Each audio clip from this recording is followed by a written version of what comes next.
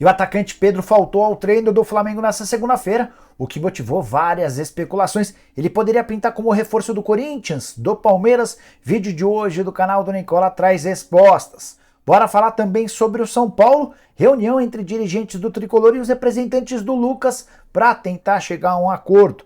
Vou falar ainda sobre o Flamengo que melhorou sua proposta para comprar o Wendel, volante do Zenit, só que pintou um concorrente internacional. Tudo sobre o chapéu que o Grêmio está picando no Botafogo em relação a um atacante que fez sucesso na Itália. Tem as últimas do mercado, bastidores, finanças e muito mais. Tenho certeza que você vai curtir o vídeo de hoje. Antes, deixa eu só me apresentar. Me chamo Jorge Nicola, jornalista esportivo e dono desse canal, com a missão de deixar você por dentro de tudo que está rolando com o seu clube do coração. Para não perder nada, só apertar esse botão vermelho de inscreva-se. Combinado? Bora começar o vídeo com o tradicional giro de notícias e a primeira informação é sobre o Corinthians. Matheus Araújo, que havia sido expulso naquela confusão contra o Universitário, teve seu cartão vermelho revogado.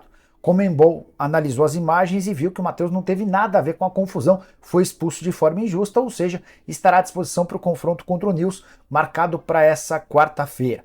Bora contar que João Basso é novo zagueiro do Santos, foi anunciado nas últimas horas como reforço do Peixe, contrato de investimento de 2,5 milhões de euros junto ao Arouca, contrato assinado até 2026. Por falar em reforços no Santos, enquanto aguarda para anunciar o Vargas, zagueiro costarriquenho, o Santos avançou nas tratativas para ter Nonato, ex-jogador do Fluminense, que pertence ao Ludogorets da Bulgária.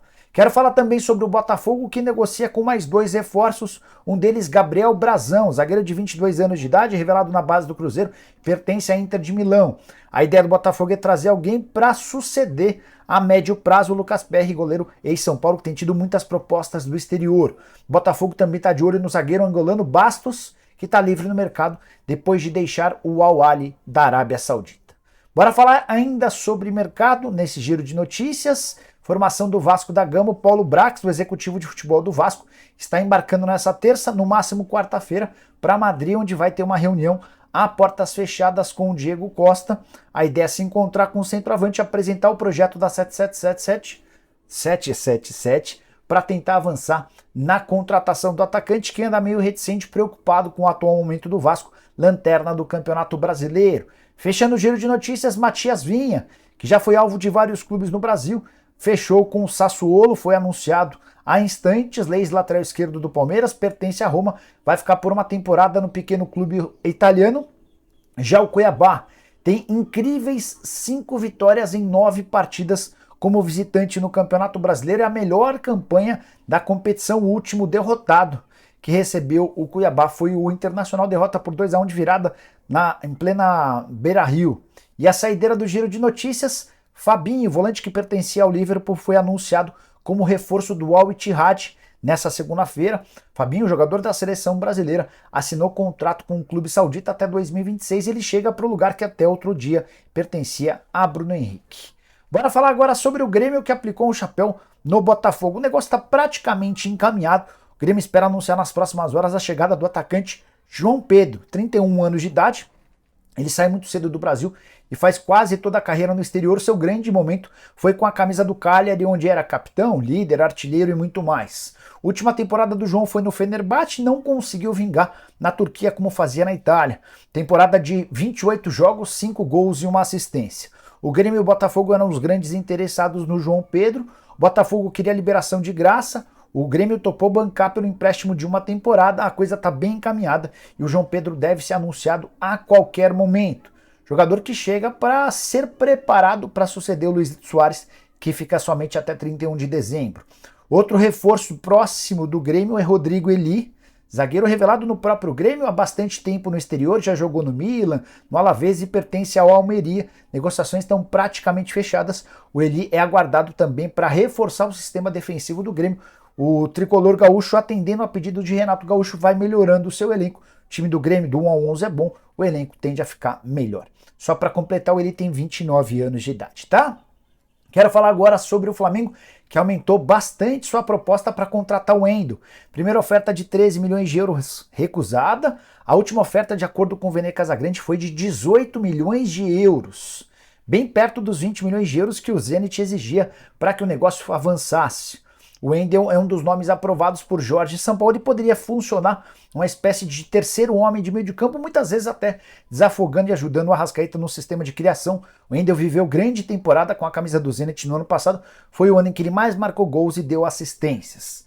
O problema é que, apesar de ter melhorado sua proposta, o Flamengo foi avisado por representantes do Wendel que o Napoli entrou na parada com uma proposta de 25 milhões de euros, que hoje equivalem a 130 milhões de reais. A gente está te falando de uma diferença entre a proposta do Napoli e a do Flamengo de 36 milhões de reais. É óbvio, é natural que o Zenit faça força para que o negócio avance com o Napoli ou exija que o Flamengo iguale as condições. Não acredito que o Flamengo vai investir 25 milhões de euros pelo Wendel, que não é nenhum garoto. O Fla tinha à sua disposição, ou a seu favor, um acordo verbal com o Wendel, salário, tempo de contrato, luvas, tudo acertado, com um volante que fazia enorme força para jogar no Rio de Janeiro. Agora a gente precisa aguardar os desdobramentos dessa novidade. A entrada do Napoli era algo com o qual o Flamengo não contava. O rubro-negro tem até quarta-feira para registrar o Wendel, caso contrário, não vai poder contar com o jogador. É um caso diferente, por exemplo, do Diego Costa, que está livre no mercado e pode fechar com o Vasco a qualquer momento. O Diego não tem essa pressa, essa emergência de ser contratado até quarta-feira. O Wendel, por estar empregado ligado ao Zenit, precisa ser registrado até quarta, sob o risco de não mais chegar. Quero falar agora sobre Pedro. Informação super importante dessa segunda-feira. Pedro faltou ao treino marcado para amanhã. Logo, Pedro, que foi um dos pivôs da grande confusão no final de semana, ele foi agredido pelo preparador físico do Jorge Sampaoli, o Pablo Fernandes. Essa agressão custou ao auxiliar argentino o seu cargo, ele precisou ser demitido durante o fim de semana. Pedro seria multado na reapresentação do elenco nessa segunda-feira, mas ele não apareceu. 3 horas depois do início do treino, ele mandou mensagem para avisar que não apareceria por causa de dores no rosto, porque ainda não se sentia confortável com tudo o que passou no último final de semana. A grande verdade é que o Pedro aguardava, esperava que a diretoria demitisse o Jorge Sampaoli. Pedro chegou a dizer, na publicação que fez na conta do Instagram, depois de ser agredido pelo auxiliar técnico, que vinha sofrendo ameaças e que o ambiente não era bom para ele, que havia uma série de represálias, o aspecto psicológico pesado da comissão técnica do Sampaoli. E quando ele deu esse recado, ele também deu essa dica falando que o Sampaoli era responsável por isso. Diante desse cenário, ele aguardava que o Sampaoli fosse demitido. Como o Flamengo decidiu manter o treinador argentino, o Pedro analisa a possibilidade de ir à justiça. Até por isso ele faltou no treino. Não dá para cravar que ele irá à justiça, mas é uma alternativa que está sendo estudada. E diante desse cenário, começaram a pipocar notícias de que ele pode pintar no Palmeiras, pode pintar no Corinthians, enfim. Quero assegurar para vocês que o Flamengo não tem nenhuma intenção de negociar o Pedro com um rival. Se depender do Flamengo, a chance disso acontecer é zero. Nicola, mas e se o Pedro for à justiça, alegando que sofreu agressão e conseguir a rescisão do contrato? Poderia se mudar para um rival brasileiro? Poderia.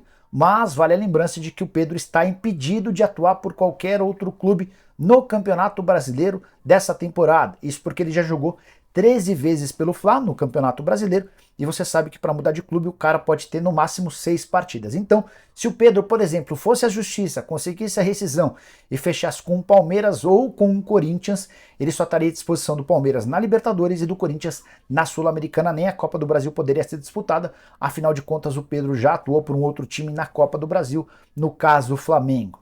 O mais natural é que Pedro esteja armando toda essa confusão para tentar ou diminuir a força do Sampaoli ou tentar cavar uma negociação com o exterior, que é seu caminho já há algum tempo. O Palmeiras não fez qualquer manifestação de interesse no Pedro. O Leandro Quesada, jornalista super das antigas, também cravou que o Corinthians tem a intenção de contratá-lo. Chequei com 2 fontes diferentes do Corinthians, ambas asseguraram que não há absolutamente nada. Hora de falar sobre Corinthians e Alexis Sanches. Pela manhã o site Gol trouxe a notícia de que o Timão quer a contratação de Alexis Sanches. O chileno teria sido oferecido ao Corinthians, o nome foi avaliado pela comissão técnica, pela diretoria, que chegou ao consenso de que ele é o substituto natural para Roger Guedes. Cheguei a contar para vocês no vídeo da manhã que eu não tinha confirmação dessa notícia, precisaria ter uma explicação de algum dirigente do Corinthians sobre o tema. Essa informação ou essa confirmação chegou. E eu posso assegurar para vocês que Alexis Sanches não será contratado pelo Timão. Dá uma olhada no que me disse uma fonte super importante e confiável do departamento de futebol, abre aspas. Não tem fundamento algum essa história de Sanches no Corinthians. Ele não foi oferecido e muito menos analisado pelo clube. Fecha aspas. Alexis Sanchez, 34 anos de idade, atacante que está livre no mercado, pertencia ao Olympique de Marselha da França, o contrato não foi renovado em 30 de junho, está em busca de opções no mercado, mas ao que parece nem deve ser no Brasil. O plano dele é um cara ainda com mercado no futebol europeu, com passagens por alguns dos principais clubes do mundo. Temporada passada boa pelo futebol francês, o Corinthians está descartando, está dizendo que não há a mínima chance disso avançar. Nicola, mas e o Roger Guedes? Vai embora ou não vai? Antes de gravar o vídeo, conversei com uma fonte no Corinthians, também com uma fonte ligada ao atleta. A única novidade importante sobre o Roger Guedes é que o Paulo Pitombeira, que passou toda a semana passada no Catar, já está em São Paulo. Ele retornou do Catar e imagina-se que, se de fato existe alguma proposta, ele deve apresentá-la ao Corinthians nas próximas horas. Isso não havia sido feito até as 5 da tarde dessa segunda-feira. Ninguém no Corinthians havia recebido qualquer proposta oficial de um clube do Catar. O staff do Roger Guedes segue assegurando que não há proposta do Catar. Se pintar alguma coisa, deve vir da Arábia Saudita. Desde a sexta-feira da semana passada, setoristas do Corinthians afirmam que o Roger Guedes deve se mudar para o Catar com uma proposta de 5 milhões de reais. Não é a informação que eu tenho, tá? Qualquer novidade, prometo contar para vocês. Tem programa do Nicola a partir das 7 da noite e a gente pode ir atualizando, tá? Sobre Lucas Moura e São Paulo. Reunião às 4 da tarde dessa segunda-feira, havia um encontro marcado entre as partes, diretoria do São Paulo e representantes do Lucas, para tentar chegar a um acordo. Não consegui a confirmação se essa reunião já foi finalizada. Ao longo do programa do Nicola às 7 da noite. A gente traz todos os detalhes. O que eu posso passar para vocês agora é uma frase que me chega, inclusive enquanto eu gravo. A pessoa diz que acha que não anunciam o Lucas Moura nessa segunda-feira. O São Paulo tinha a intenção de anunciá-lo hoje para dar tempo de inscrevê-lo na Sul-Americana. Prazo de inscrições para a fase de oitavas de final da Sula se encerra nessa segunda-feira. Caso não seja concretizado o negócio hoje, ele fica fora dos confrontos contra o São Lourenço, mas fica à disposição do São Paulo para todas as outras competições, para a Copa do Brasil, para Campeonato Brasileiro e eventualmente para a fase de quartas de final, se o São Paulo eliminar o time argentino.